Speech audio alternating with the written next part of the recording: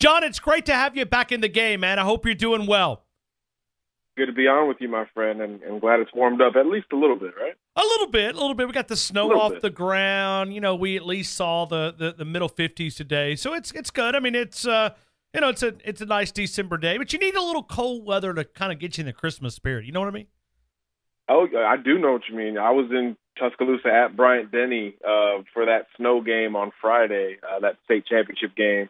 And it was something special. I mean, it was freezing out there, but you couldn't tell that to the kids and even to the adults, and yours truly included. It was a really fun time. We built some snowballs before the game. It was a sight to be seen for sure. Now, is that your profile picture that you've included there? Yeah. Okay. That's it. Okay. That's it. That's like at the 50 right there. Yeah. Hey, I mean, the guy that lives down in the warmer state, I guess snow, and you look like you're in Buffalo, New York, right there with that photo, man. Yeah, it was. You should have seen the amount of cell phones out there. People were not worried about their phones getting wet with something like that. They were willing to risk it to try to capture something. I got you. Now, can a former defensive back throw a snowball? Oh yeah, we're versatile. Versatile. You know, I had a two-way option going into college, but much more of a defensive guy, no doubt about it. Gotcha.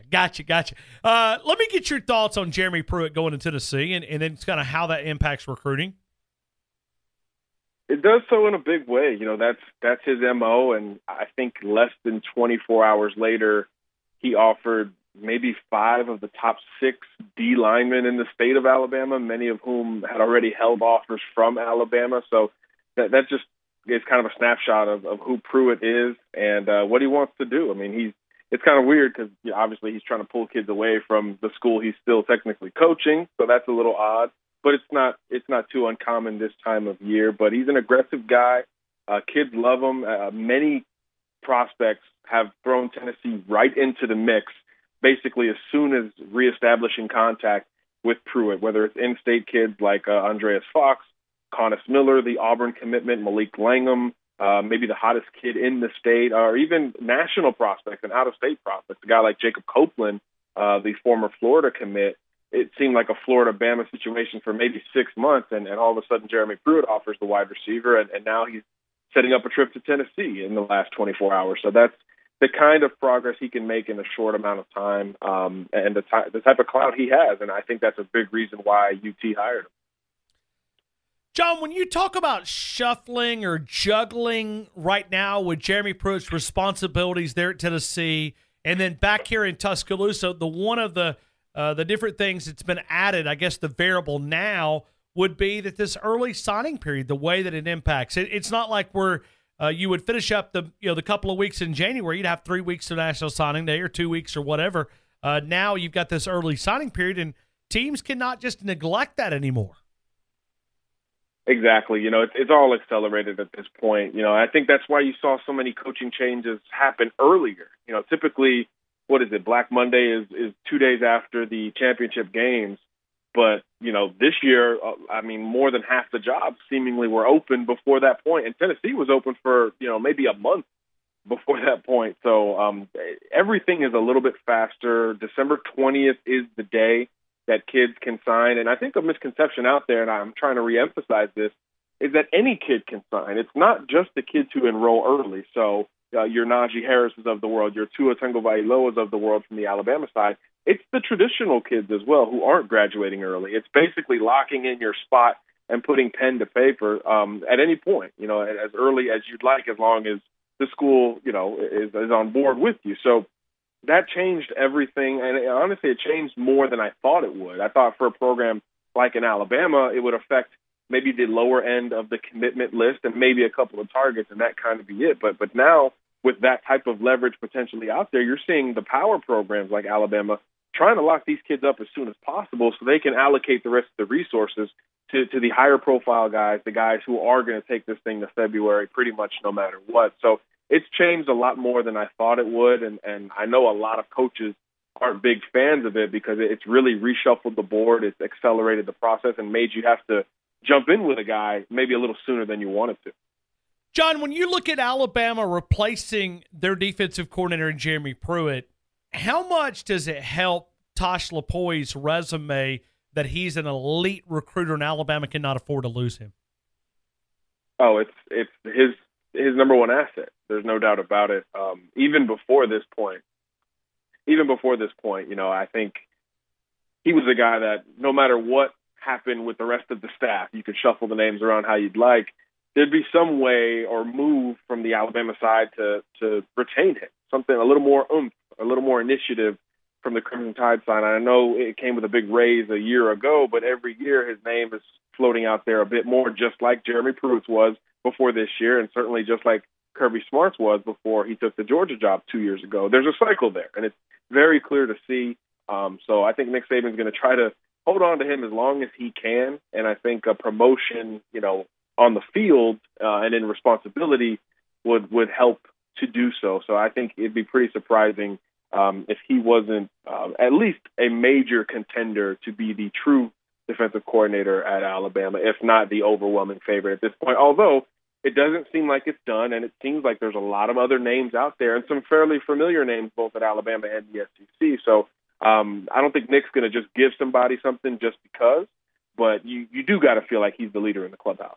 John, when you look at Alabama and you begin to think about it, whether it's Mario Cristobal, whether it's Billy Napier, whether it's Jeremy Pruitt, Kirby Smart, they have lost some elite recruiters here in Tuscaloosa. Absolutely. It's hard to overcome. You still do have Nick there, and that stands alone, certainly from the head coaching ranks on down. But at some point, that stuff is going to matter. The continuity is something that other schools certainly recruit against. I've even heard some chatter about former Alabama assistants, and perhaps one that you recently named, mentioning that about Alabama as a weakness, as a reason for a kid to not go there. So it's tough to overcome. And I'm not saying you're going to see this is the reason there's going to be a drop-off or anything like that. Look, Bama's going to have a top 5 class. Again, maybe not number 1 overall, but a top 5 class because of the numbers. But there's no doubt about it that at some point there's going to be some tangible differences between some of those classes versus those going forward. You can't lose that many guys. Mario Cristobal was a unanimous recruiter of the year 2 or 3 years ago. Tosh Lupoi in the running the last 2 years and doing a great job this year.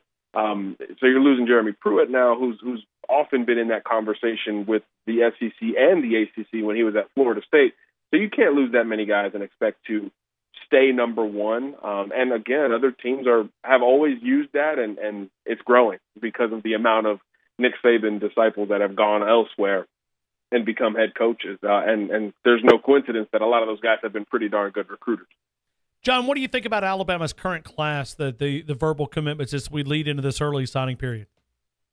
Yeah, it's picking up, and I think the early signing period is part of the reason why Alabama's added 3 guys in the last week and a half or so, 2 of them at major positions of need in the defensive backfield with Savion Smith, a junior college corner, formerly of LSU, and then Nadav Joseph, a high school corner, formerly committed to LSU, and there's a bunch of Tiger ties there. So big positions of need there for Alabama. We remember Nick Saban talking about it on National Signing Day.